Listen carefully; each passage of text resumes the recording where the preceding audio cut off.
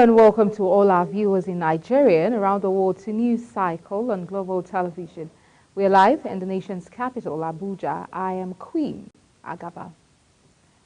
President Bola Tinubu has joined the Christian faithful to commemorate Easter, a significant moment and glorious celebration of the triumph of life over death.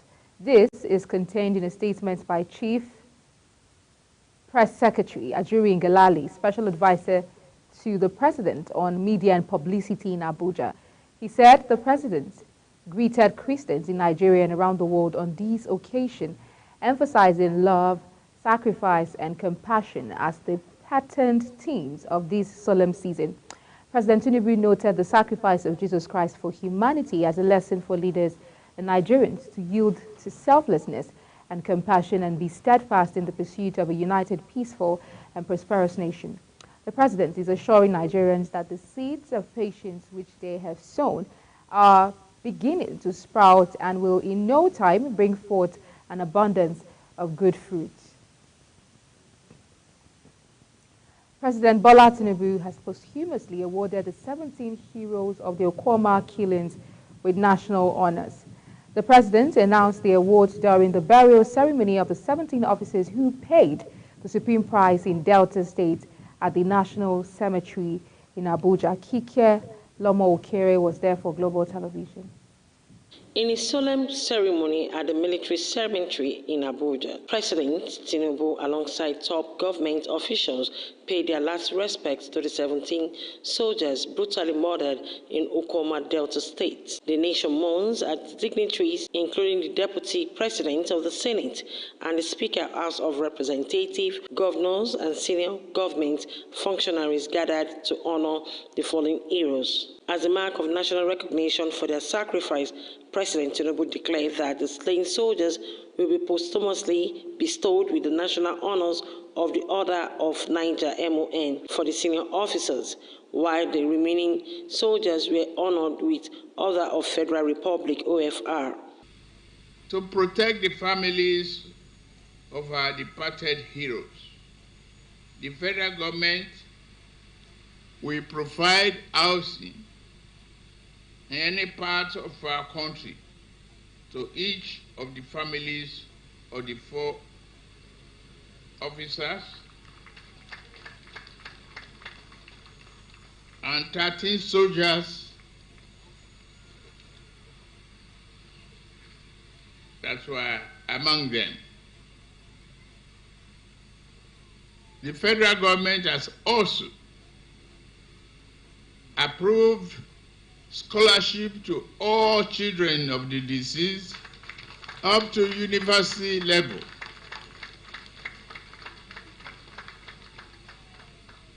Including those who are in the womb. Earlier, the Chief of Defense Staff, while praising the bravery and dedication of the fallen soldiers, assured their families that the armed forces of Nigeria continue to stand by them, providing support and assisting in their time of need. By your side as you confront the challenges that lie ahead. Indeed, the world is a dangerous place. We together, working together hand in hand, will make Nigeria better, and indeed, the entire nation. To the perpetrators of this violence who seek to sow division and fear among our people, take this from me. Our resolve will not wither. We will hunt you down, we will bring you to justice, and we will restore peace and security to every nook and cranny of our dear nation. While commiserating with the families of these gallant soldiers, the Chief of Army Staff assured that the Nigerian Army will not leave them in the cold. Has added to the care of the Nigerian Army, and by extension, the Nigerian state, 10 widows, 3 of whom are 4, 5, and 8 months pregnant, 21 orphans, and many other dependents, which include parents. While commiserating with the families of these gallant soldiers, I assure them that the Nigerian Army and the good people of this country will not leave them in the cold. The President, governors, and other dignitaries and families of the slain soldiers lay wreath at the graveside. 21 gun salute was rendered in honor of the slain military personnel. It is no longer news that when soldiers are sent to the theaters of operation, some might not make it back, while some may come back handicapped. Now that the 17 soldiers have been paid their last respect, what remains now is how those they left behind will be taken care of by the government which they served. From military cantonment in Abuja, Kike Lomo Okeri, Global Television News. The OVA of Ewu Kingdom in the Ugeli South Local Government Area of Delta State, Clement Ikolo Uhukbe I, has surrendered himself to the police. The decision comes on the heels of the Defense Headquarters declaring him and 7 others wanted at a briefing in Abuja in connection to the killing of military personnel in his domain. Earlier, reacting to his name being listed among the other 7 wanted in connection to the crime, the monarch in a video expressed shock. He denied his involvement and described himself as a devoted Catholic and Christian who would never do such. Other persons declared wanted: Professor Ekpekpo Otta, Andalwe Dennis Bakiri, Akewuru Daniel Omotegbo, aka Amagbe, Akata Malawa David, Sinclair Oliki, Ruben Baru, and Igoli Ebi. The Nigerian Security and Civil Defense Corps, Kano State Command, has deployed 1,384 operatives across churches as well as strategic locations. This development is meant to ensure peaceful and hitch-free Good Friday, Easter Monday festivities across the state. This is contained in a statement by the command's Public Relations Officer, SC Ibrahim Abdullahi. The State Commandant, NSCDC Kano Command, Mohammed Falala, has directed the deployment of 1,384 personnel across churches and other strategic places. According to him, the personnel were drawn from the various departments of the command to complement the efforts of those at the divisional offices in providing adequate security during and after the Easter celebrations. The departments include Operation Department, Critical National Asset Protection Department, Armed Squad, and Anti-Vandalism Unit, Abdullahi added. Meanwhile, the Independent National Electoral Commission, INEC, has disowned Wednesday's Labour Party National Convention in Anambra. The Chief Press Secretary to INEC Chairman Rotimi Oyekomi made this known in Abuja. Oyekomi said that the conduct of the convention was not monitored by INEC, declining to state further why it was not monitored. The LP had on Tuesday shifted the convention from Umuahia to Abia to Nnewi, Anambra State. Speaking on the venue change, Kehinde Edo, the national LP legal advisor, told newsmen that the party had duly informed INEC about the change in venue and date. Niger State House of Assembly said it passed vote of no confidence on the administration of Governor Mohammed Umar Bago because of his leadership style. The motion for the vote of confidence was moved by the member representing Tafa constituency, Mohammed Idris, and seconded by the member representing Bida 2, Haruna Mohammed Dokoza. The session, chaired by the Deputy Speaker, Honorable Afiniki Yunus Dauda, representing Gurara State constituency, took many by surprise. Afiniki said the session is to spotlight the administration, positioning that Governor Bago has been a dogged and dedicated leader who has shown exemplary leadership style. In another development, the National Agency for Food, Drugs Administration and Control, NAFDAC, has confiscated pharmaceutical products worth millions of naira in Onitsha, Anambra State. This is even as the regulatory agency has uncovered illegal factories producing counterfeit alcoholic beverages across Enugu and Imo states. The clampdown on illegal and counterfeit products underscores the agency's commitment to combating the distribution and manufacturing of illicit substances in the Southeast region. NAFDAC's director for the Southeast Zone, Martin Siluyomade, announced the successful raid during a press conference in Awka, Anambra State capital. Highlighting the Onitsha operation, Iluyomade detailed the seizure of 892 bottles of codeine syrup alongside significant quantities of rohypnol and tramadol, among other controlled substances. The Commandant General, Nigeria's Security and Civil Defense Corps, Ahmed Audi, has deployed 35,000 personnel across the country to ensure a hitch-free Easter celebration. According to a statement by the Corps spokesperson Babawale Afolabi, the development comprising officers and men with targeting no fewer than 35 personnel is to provide watertight security before, during and after the festivity to protect lives and property, including critical national assets and infrastructure, adding that members of the public are also to support by giving useful and timely information on suspected acts and persons for prompt and appropriate response. The Armed Forces of Nigeria has declared 8 persons wanted in connection with the gruesome murder of 17 soldiers in Okwama community in Delta State. Director, Defense Media Operations, Major General Edward Buba made this declaration in Abuja while addressing journalists on activities of the military in the theater of operations. He says the military will do whatever it takes to get the suspects to book. Kikelomo Okere has details. While fielding questions from journalists on the 17 soldiers who were gruesomely murdered on the 14th of March 2024 in Ukwama community in Delta State, the Director of Defense Media Operations says the military will leave no stone unturned to fish out the perpetrators of the heinous crime, adding that the armed forces is bent on sustaining the winning ways of the operational engagement. Nevertheless, troops will continue with their efforts until the culprits are found,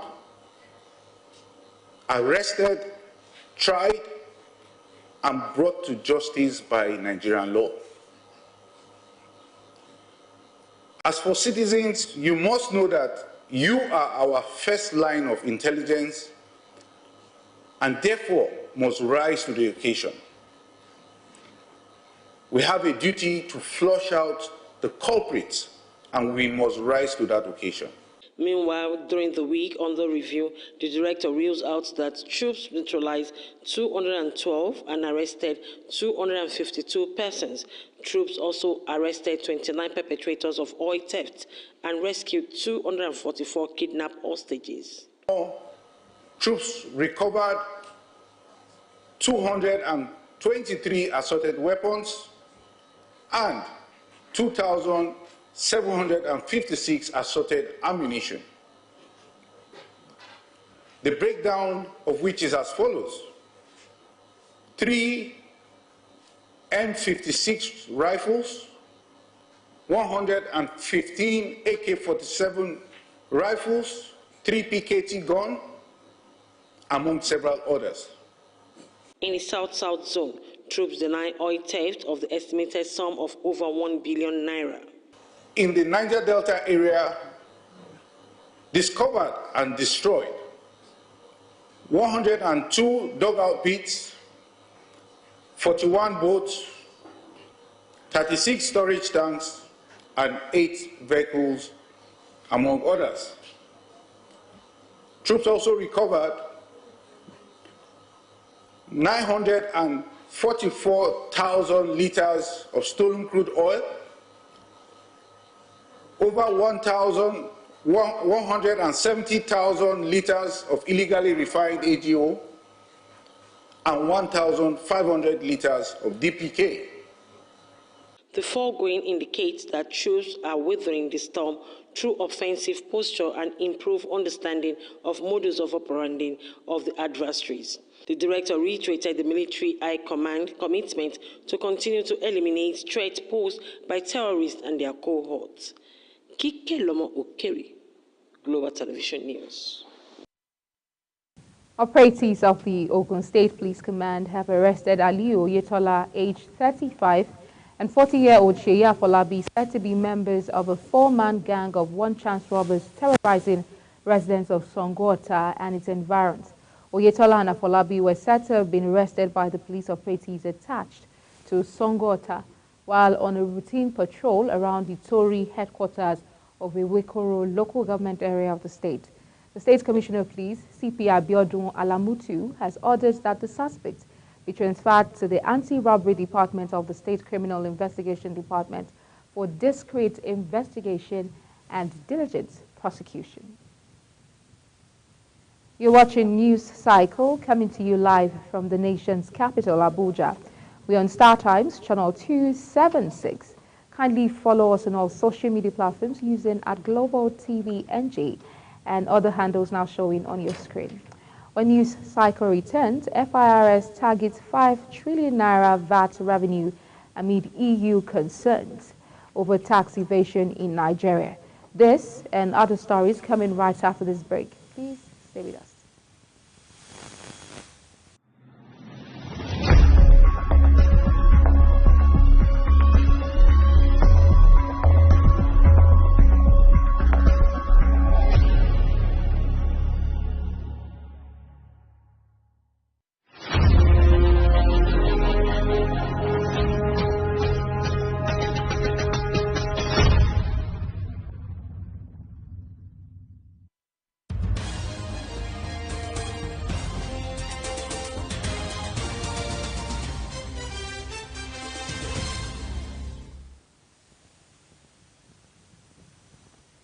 Many thanks for staying with us. Now, if you've just joined us, this is Global Television bringing you live broadcast of the news prime.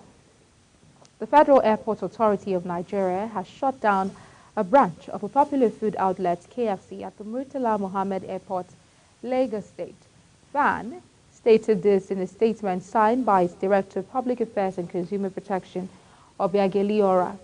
The statement added that the directive followed a social media report by a passenger with reduced mobility who alleged discriminatory treatment he received at the airport. The authority has instructed that the KFC management should tender an unreserved apology in writing to the affected PRM and a policy statement of non-discrimination be written and pasted conspicuously at the doorpost of their facility at the Murtala Mohammed International Airport before it resumes operations. Now, on the foreign scene, a 63-year-old former gangster and Indian lawmaker Mukhtar Ansari has died of cardiac arrest in the northern Indian state of Uttar Pradesh. Mukhtar Ansari, who was a former gangster leader before joining politics, had been in prison since 2005. However, his family has said the circumstances around his death were controversial after saying he was given a poisonous substance in jail, according to the BBC. The police tightened security. Crowds thronged outside Ansari's home after the news of his death. Following the announcement of Ansari's death, Uttar Pradesh police issued curfew orders in the state and held flag marches in certain parts. A 15-year-old girl, another woman, 63, and 2 men ages 22 and 49 have been stabbed to death in a stabbing spree that rocked Rockford, Illinois, northwest of Chicago in the United States of America. Rockford police, in a statement confirming the attacks on its X handle, said the harrowing incident occurred Wednesday afternoon. Rockford became the scene of a devastating stabbing spree that left 4 individuals dead, including a teenage girl and several others injured. It also confirmed the apprehension of a 22-year-old male suspect following the violent attacks that occurred at multiple locations within the city, approximately 90 miles northwest of Chicago.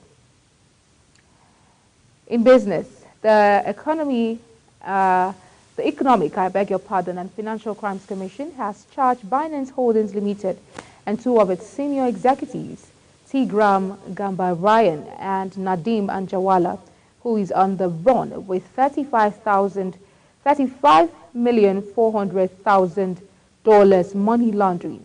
The FCC, which has now fully taken over the case from the Office of the National Security Advisor, has also detained Gambaryan and has obtained a court warrant to arrest, extradite, and the SKP Anjawala, following the takeover of the investigation into the alleged financial irregularities committed by Binance The EFCC has filed 5-count charges bordering on money laundering against the cryptocurrency giant and 2 of its executives, Anjarwalla and Gambaryan.